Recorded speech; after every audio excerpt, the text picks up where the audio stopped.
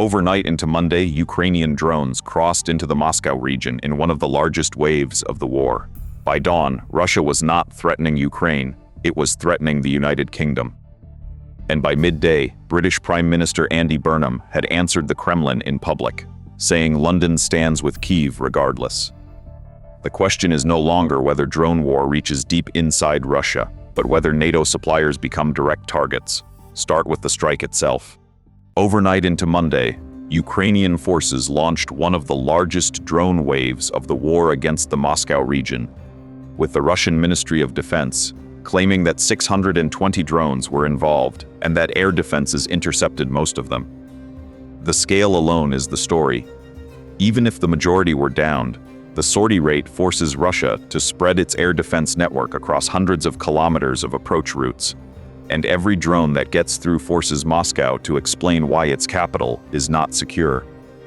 Russian officials say one person was lost in the region and that debris damaged buildings and infrastructure, while Ukrainian sources describe the attack as part of a deliberate deep strike campaign against Russia's military logistics spine. What changed in the last 24 hours is not the strike itself, but the Kremlin's target selection for blame. Russia is now threatening the United Kingdom, not just Ukraine, over reports that British-supplied long-range drones enabled the attack. The diplomatic escalation came fast. The Russian Foreign Ministry warned that the UK will pay a price for supplying Kyiv with attack drones, a statement that shifts the rhetoric from battlefield retaliation to direct supplier state pressure. British Prime Minister Andy Burnham responded by saying the United Kingdom supports Ukraine 100% and stands shoulder to shoulder with Kyiv, which means London is treating the Kremlin warning as deterrence theater rather than a negotiable red line. The practical significance is that a NATO nuclear power has been named by Moscow as a co-belligerent in a deep strike operation, and that changes the legal and political geometry of the war, even if no British pilot or operator was anywhere near the launch site. Ripple effects are already moving through three channels. First, alliance cohesion. The UK is testing whether NATO solidarity holds when one member is singled out by Moscow for enabling strikes inside Russia, because if London blinks, every other supplier of long-range systems will recalculate. Second, procurement. The demand for one-way attack drones and counter-drone defenses is now a top-line item across European defense budgets, and the war is becoming a live marketing exercise for drone producers from the Baltic to the Black Sea. Third, the insurance and aviation markets. Repeated waves near Moscow's airspace raise the cost of overflight and cargo coverage, which feeds into grain, energy, and electronic supply chains that already run through a tense European corridor. What this signals doctrinally is a shift in both sides' escalation ladders. For Ukraine, saturating Moscow's defenses with hundreds of drones is a way to keep Russia's strategic reserves tied down in the rear, which reduces the pressure on frontline units in the east. For Russia, threatening the supplier rather than the shooter is an attempt to decapitate the capability at its source, because Moscow has concluded it cannot stop every drone over its own territory. The trajectory points toward a choice. Either Russia escalates retaliation against Ukrainian ports, energy infrastructure, and possibly third-party logistics hubs, or the UK and other NATO states double down and expand the range and volume of drones flowing to Kyiv. The clearest sign that distinguishes them is the next Russian strike package. If it shifts away from frontline cities and toward Odessa, grain terminals, or NATO supply corridors, Path 1 is in play. If Russian diplomacy focuses on legal threats while the drone waves keep coming, Path 2 is winning. What to watch next? Whether the UK confirms or denies that British-made drones were used in this specific attack, whether Russia follows through with any concrete measure against British interests, and whether the next Ukrainian deep strike wave targets a different strategic node such as a refinery, an airfield, or a command hub closer to the capital. The war over who gets to strike deep is now a war over who gets to supply the strikers. And while Moscow and London traded warnings, the biggest alliance shock of the day came from the Korean peninsula. The Guardian and Defense News both report the order is already going to the Defense Department, and South Korean President Lee Jae-myung has responded by renewing his push for Seoul to regain full operational control of its own military. That pairing, a U.S. president reducing commitment and a South Korean president demanding independence, is the most important alliance tension in Asia right now, because it suggests both capitals are preparing for a post-American security architecture on the peninsula, even if neither is saying so out loud. The official U.S. framing is that the cuts reflect Trump's personal chemistry with North Korean leader Kim Jong-un and a desire to avoid provocation.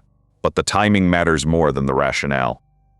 Seoul stayed out of the Hormuz conflict, and Washington is now signaling that alliance support comes with political alignment, which turns readiness into a bargaining chip.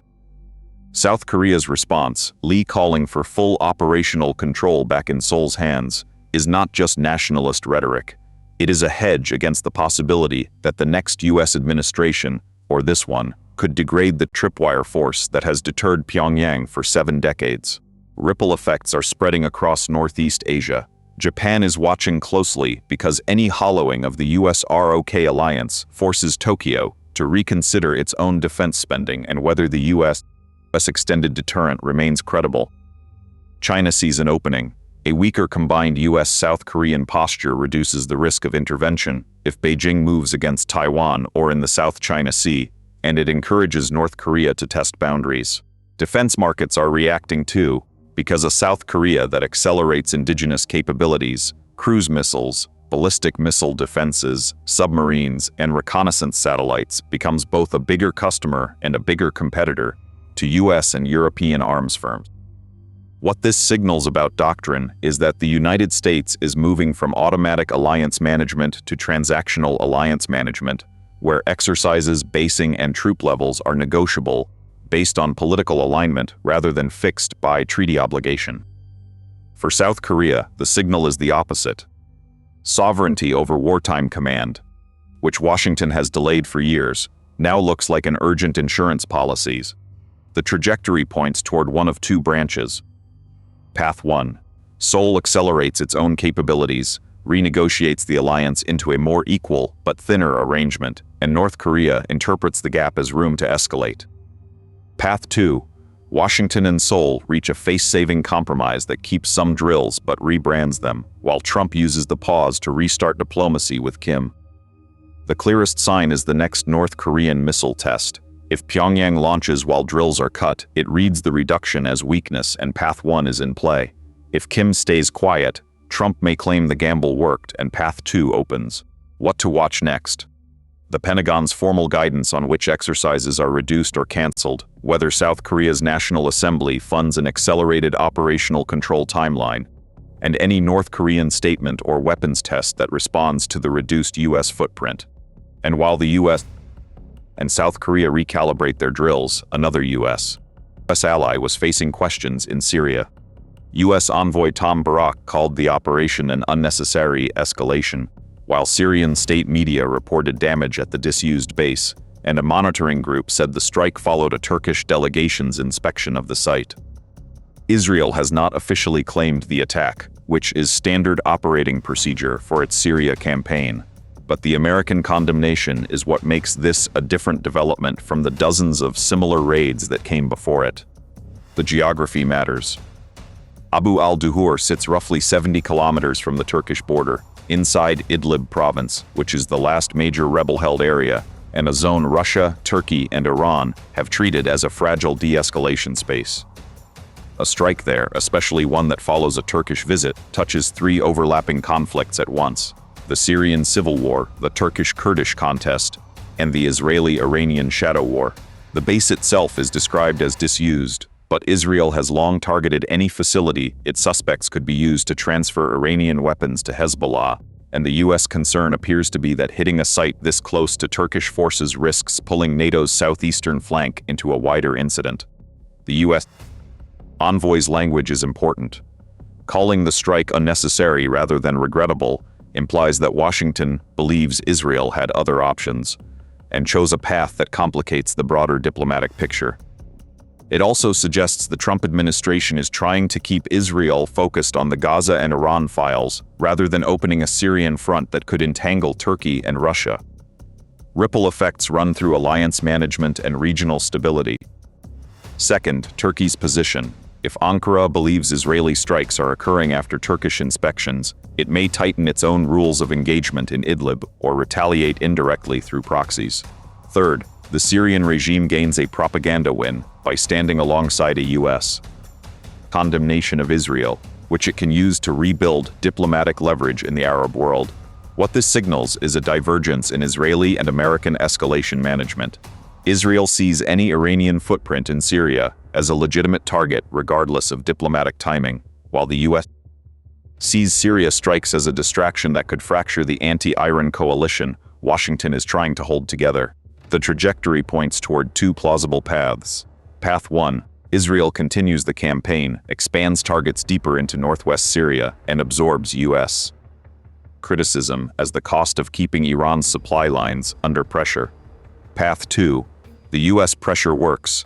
Israel pauses operations in Idlib, and the two allies restore the quiet coordination that has governed the Syria air campaign for years. The clearest sign is the next Israeli strike location. If it hits another site near Turkish positions or during a diplomatic window, Path 1 is in play. If Israeli operations shift back to southern Syria and the Golan Corridor, Path 2 is winning. What to watch next? Whether Israel breaks its silence and acknowledges the strike, whether Turkey issues a formal protest, and whether Russia uses the incident to press for a renewed Idlib de-escalation agreement that limits all foreign air operations. And while Israel and Washington navigated their Syria friction, the U.S. Navy was dealing with a very different problem in the South China Sea. The guided missile destroyer USS Benfold suffered a major engineering casualty in the South China Sea last month, losing power for what Navy officials and CBS News describe as roughly 4 days before the ship reached the Philippines for repairs. The failure involved the ship's generators, and the cascading effects were severe enough that reports describe the crew losing air conditioning, clean water, and working sanitation systems while adrift in one of the most contested bodies of water on Earth. The Navy's 7th Fleet is now investigating, and the incident is being treated as both a maintenance failure and a strategic signal, because a lost-in-the-water Arleigh Burke-class destroyer is exactly the kind of target Chinese forces train to find. The South China Sea is not just any patrol area. It is where Beijing has built militarized artificial islands, harassed Philippine resupply missions, and challenged the legal principle of freedom of navigation. A U.S. destroyer drifting without power, there is not merely an engineering problem. It is a readiness problem with geopolitical optics. Task and Purpose and Marine Insight both report the ship was eventually escorted to port, and while the Navy has not confirmed whether any Chinese unit approached during the outage, the mere possibility is what worries Pacific commanders. If a peer competitor knows a frontline U.S. warship can go dark for days, that information feeds into their operational planning. Ripple effects hit 3 areas. First, procurement and maintenance. The Arleigh Burke fleet is the backbone of U.S. surface warfare, and a generator casualty that disables a ship for days will trigger fleet-wide inspections of power plants and electrical distribution systems, which means yard time and budget pressure. Second, alliance confidence. Partners like the Philippines, Japan, and Australia rely on visible U.S. naval presence to deter Chinese coercion, and any sign that the fleet is stretched or aging gives them reason to accelerate their own patrols and bases. Third, insurance and shipping markets. While this was a military incident, it feeds the broader narrative that the South China Sea is an unreliable corridor, which affects cargo routing and risk premiums. What this signals about U.S. naval doctrine is a tension between presence and sustainability. The Navy has kept destroyers on near-continuous deployment in the Indo-Pacific, but the maintenance and training cycles have not always kept pace, and the result is a force that is present but potentially brittle. For China, the signal is the opposite. The U.S. surface fleet has vulnerabilities that can be exploited by harassment, exhaustion, or simply waiting for mechanical failure. The trajectory points toward 2 branches. Path 1. The Navy uses the incident to argue for more maintenance funding, shorter deployments, and accelerated replacement of aging hulls, which would improve readiness over 2 to 3 years. Path 2. Beijing amplifies the incident as evidence that the U.S. cannot sustain its Indo-Pacific posture, pressuring allies to hedge toward China and reducing the deterrent value of U.S. patrols. The clearest sign is the next U.S. freedom of navigation operation. If it is delayed, scaled down, or accompanied by unusually heavy escort, Path 2 is gaining traction. If the Navy returns with a larger, better-maintained presence, Path 1 is in play. What to watch next? The official Navy investigation findings, the repair timeline for USS Benfold, and whether China references the incident in its South China Sea messaging or in talks with Southeast Asian states. And while the Pacific Fleet wrestled with readiness, Russia was pressing its own air campaign inside Ukraine. Russian forces struck the village of Pechenihi in Ukraine's northeastern Kharkiv region with a missile on Tuesday, and local authorities say the attack claimed 10 lives and wounded 18 others, while a separate overnight drone barrage of 147 drones hit civilian infrastructure near Kyiv and left 2 people lost in Zaporozhye. President Volodymyr Zelensky vowed a response, and the Kyiv Post and Reuters both reported that rescue operations were continuing in Pechenihi as the sun rose. The numbers are discrete and today's, but they fit a larger pattern that has accelerated over the past week. Russia is increasing the volume of strikes against residential areas and dual-purpose infrastructure across Ukraine, apparently in retaliation for Kyiv's deep strike campaign against Russian refineries, fuel depots, and transport hubs. The location of the missile strike matters. Pechenihi sits in the Kharkiv region, which has been under relentless pressure since Russia's cross-border offensive began last spring, and which remains a hinge point for any future Ukrainian counter-offensive toward the east.